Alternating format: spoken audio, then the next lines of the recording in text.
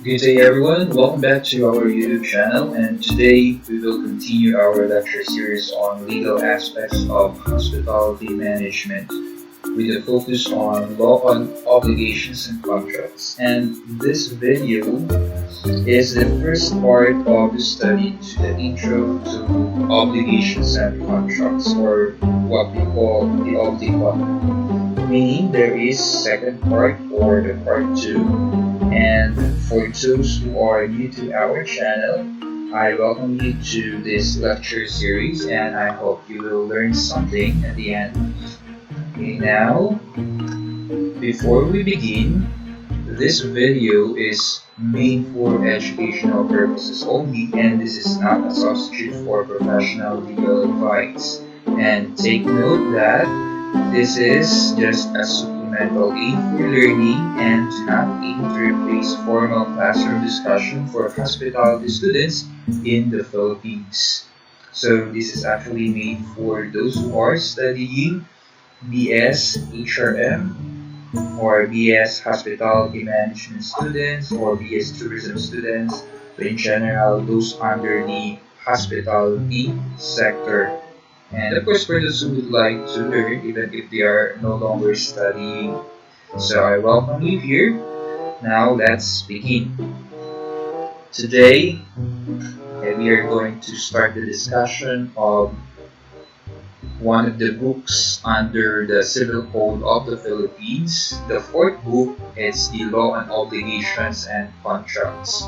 So if you can recall, we already discussed the introductory part for Civil Code of the Philippines. What are the parts of the Civil Code or the books in the Civil Codes, and why do we need to study Civil Code? So this time we will talk about oblicon. So to begin, let's define the word obligation. Okay. So, according to Article 1156, an obligation is a juridical necessity to give, to do, or not to do. Take a look with the word with a yellow color, the term juridical. So, in general, we'll be taking juridical necessity or the juridical only, because this is a very important term that distinguishes uh, this obligation to other obligations, because we have different types of obligations like civil obligations, natural obligations, and moral obligation. So the one that we are talking about is a civil obligation, okay? Because civil obligation, okay, this can actually allow you to go to court, okay, if there is a non-performance, okay, of the obligation. And meanwhile, the natural and the moral obligations, okay, these are obligations wherein the court has no right to acquire jurisdiction, because these two are based on equity or natural law. So in the previous episodes or discussion that we had, we talked about already the difference about the positive law, the natural law. Okay, so that's it. Now, okay, let's take a look with the three terms here that are underlined: the to give, to do, or not to do. So these are the conducts to be performed whenever there is an obligation. Okay. Now, we take a look with the following notes. First, obligations may be either civil or natural. Second, civil obligations give a right of action to compel their performance. Okay, so this is what I said earlier. You can go to court if there is non-performance of the obligation. Okay. Third, we have here the word obligee. Please take note of this. Obligee refers to the creditor. Okay, so creditor is the one who actually cost you to perform such action or to fulfill such obligation. Alright, so example, in lending, creditor is the one who provided you the money or who lent you the money. The debtor is the one who will be responsible to pay money. This is the person who borrowed the money in short. Okay, so it's also called the obligor. Now, if you would like to uh, be familiarized with different natural obligations, we have concrete examples, and I would like you to find time to read Article 1424 to 1430 of the Civil Code. So you can see there the examples of natural obligations. And then let's talk about the elements of obligation. Okay, so in some other references, they call this the requisites of obligation, and in some they call it elements. So we're going to use the word elements, okay, meaning all of these should be present for us to say that there is an obligation. In some references, they say that there are only three elements, and for some references, they have it four. But for us, we're going to have the four, and I'll explain to you why. For the first one, we have the active subject. Second, we have the passive subject. The other references where they only have three, okay, they call these two parties. Alright? So when we say parties, okay, in the obligation, so we're pertaining to active subject and passive subject. Okay. Then we also have the object or prestation. Fourth, we have efficient costs. So let's take this one by one and explain it to you one by one. Active subject is the obligee or creditor. Again, active subject can also be called obligee, can also be called the creditor, meaning he is the possessor of a right. It is in his favor that the obligation is constituted. Okay, so the creditor is the active subject because in case there is non-performance of the obligation, okay, this person or the creditor can go to court, okay, to demand for a specific performance of the other party. Okay. Second, the passive subject. It is the obligor or debtor. He has the duty of giving, doing, or not doing. So this person, okay, will be the one to, okay, perform uh, the obligation. Alright? So he is the party who is obligated to deliver on a promise or to undertake the same act of performance. So since he is the debtor, okay, kung pera yung hiniram niya, pera yung ibabayad. Okay, so fungible thing. Number three, object or prestation. Okay, so for this, it is the subject matter of the obligation. In some references, object is also known as prestation and also known as the subject matter. So any of the three can be used here. Okay, please take note of that. So the prestation may be to give, to do, or not to do. Again, this refers to the conduct to be performed. So if we are going to go back to the meaning under Article 1156, it is the prestation to give, prestation to do, or prestation not to do. Okay? Then efficient costs is the fourth element. It is also known as the vinculum juris or juridical tie. So the other term for efficient cost is vinculum juris or juridical tie. It is in this consideration that the obligation exists. So this is the binding element. Okay, binding element of the active subject and passive subject. Now, let's proceed to the next.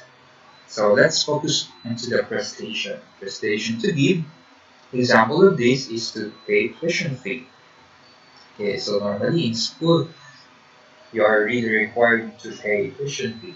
So every semester, or there are some who used to pay their tuition fee in staggered installment basis, wherein before the examination you have to pay. Of course, normally we do it without demand, okay, meaning we pay because we already know that there is an obligation. And example, deliver the cake ordered to you. So it may be a specific thing. Okay. Next, to do. Example of this is to support your family under the family code.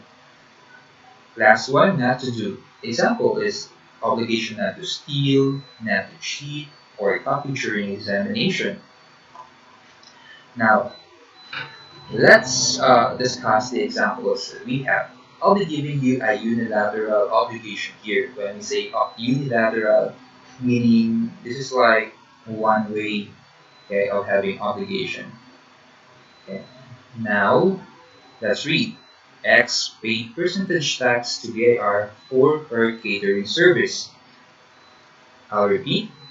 X paid percentage tax to BIR for her catering service.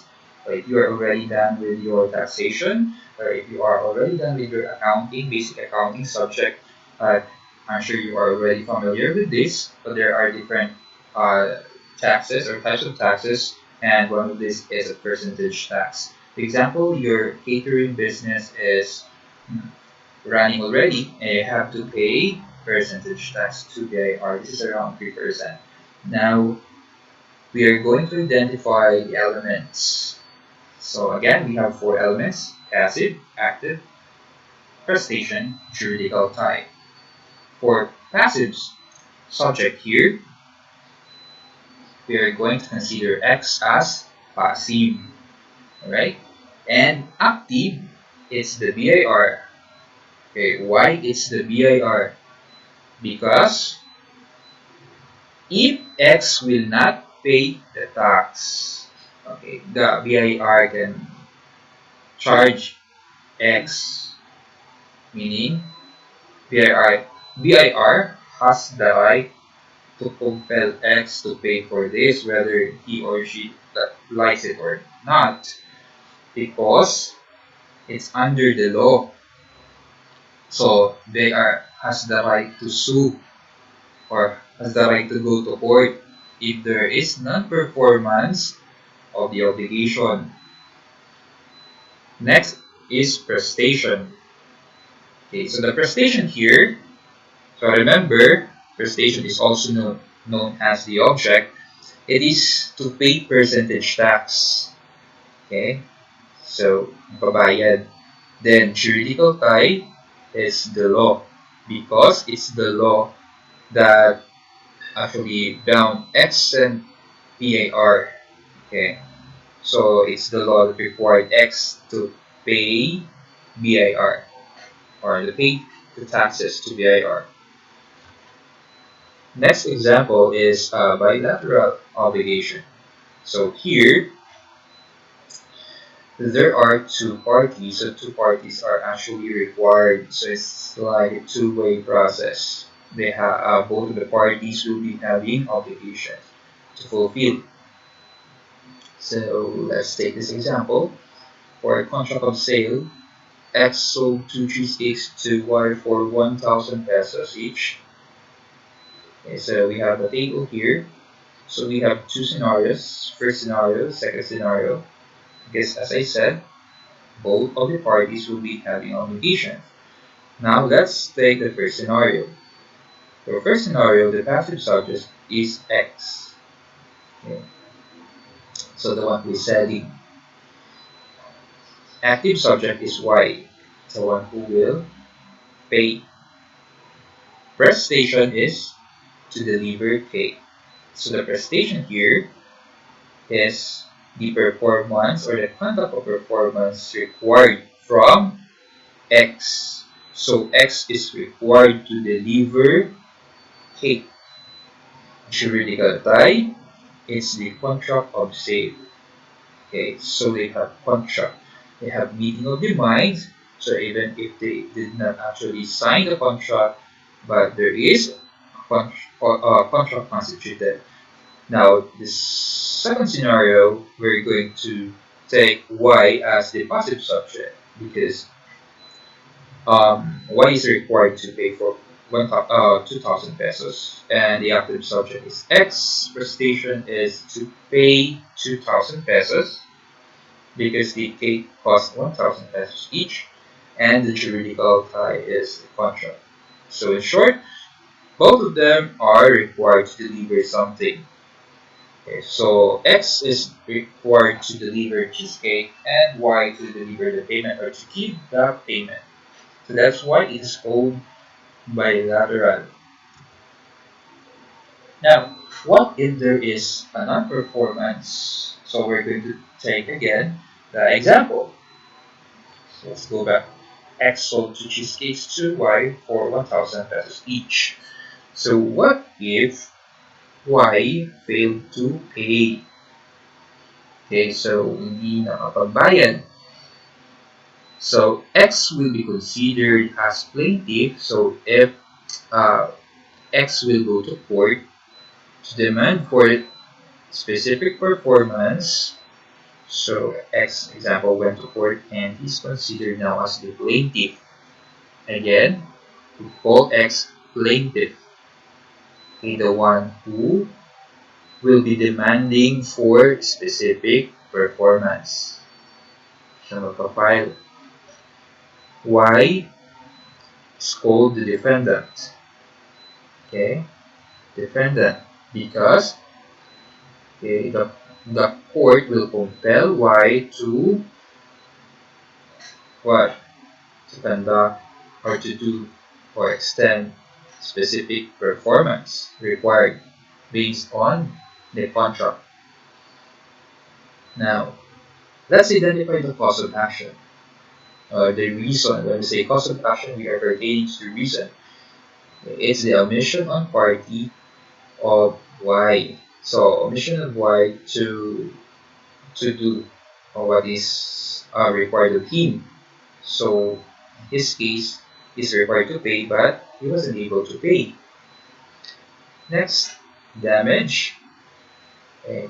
So, the damage here is X incurred loss on sales. It's the loss on sale of X. Because of course we understand that X also spent money for the ingredients of the cake.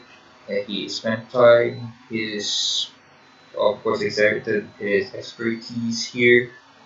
So of course if he will not be paid, it's a loss on his end. So that's what we call the damage. And then when we say damages, it's with letter S. So this is like plural, but this is a term that we use wherein if we use the term damages, we are pertaining to the sum of money recoverable. So this is applicable for civil cases. Alright? So if we would like to uh, arrive with a certain remedy or we would like to get a relief from a certain damage that we incurred, then we can also file a legal action, okay, for damages. Okay, so it's just a civil action. Okay. It's different from a criminal case. Take note of that. Now, let's talk about the scope of civil liabilities. So we have here restitution, reparation for damage caused, indemnification for consequential damages. So these three are called actually the scope of civil liabilities because when you have civil liabilities, these three can be possible remedies or relief for someone who incurred damage. Okay. So the common denomination here, all of these are talking about remedies and it is accessible in money. meaning we are pertaining to the money to be settled here, or to the relief that the other party or the one who incurred damages, okay, that they can have. Now, let's have restitution. Restitution, the restitution of the thing itself must be made whenever possible with allowance for any deterioration or diminution of value as determined by court. So, if there are civil cases asking for relief, because the court normally decides how much will be paid to the one who incurred damages. So they normally assess each. So restitution has also the same concept with reparation, but uh, the difference is the value of money that we are talking here. Okay.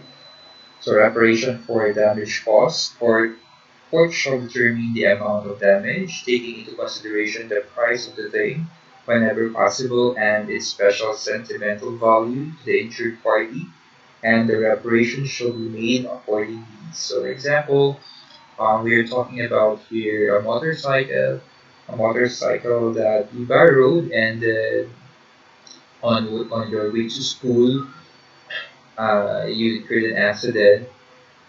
So you're not expecting that, of course. And then the motorcycle was actually damaged. And then since you just borrowed the motorcycle, then you are liable now to pay for it, pay for the damages, or you'll be the one to be charged for the repair of the motorcycle. So it's an example of a reparation. So not only that, if example the person um, considers the sentimental value of the motorcycle because it's a gift coming from uh, his late father, for example, then that may be taken into consideration. Or if the motorcycle is a limited edition, okay, something like that, then for the third one, indemnification for consequential damages, same concept. It's also a relief. So you indemnify someone if you cause damage. So for this shall include not only those caused the injured party, but also those suffered by his family or by other person by reason of the crime. By the way, there are different kinds of damages, and that's one of the discussions in an episode that we have here. So hopefully you'll be able to watch that discussion also. Alright. So now let's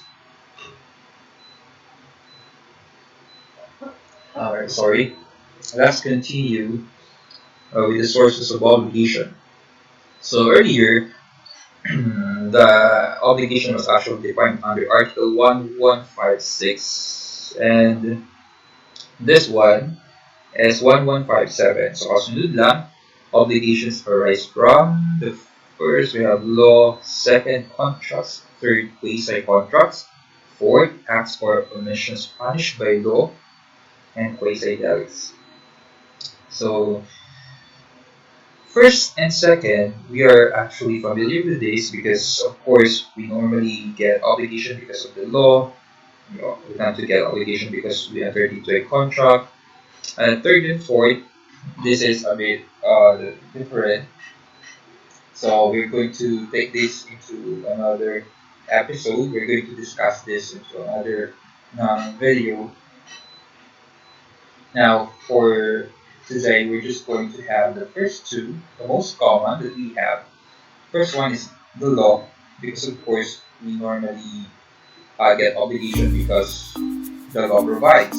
Example of this is our obligation to pay tax, right?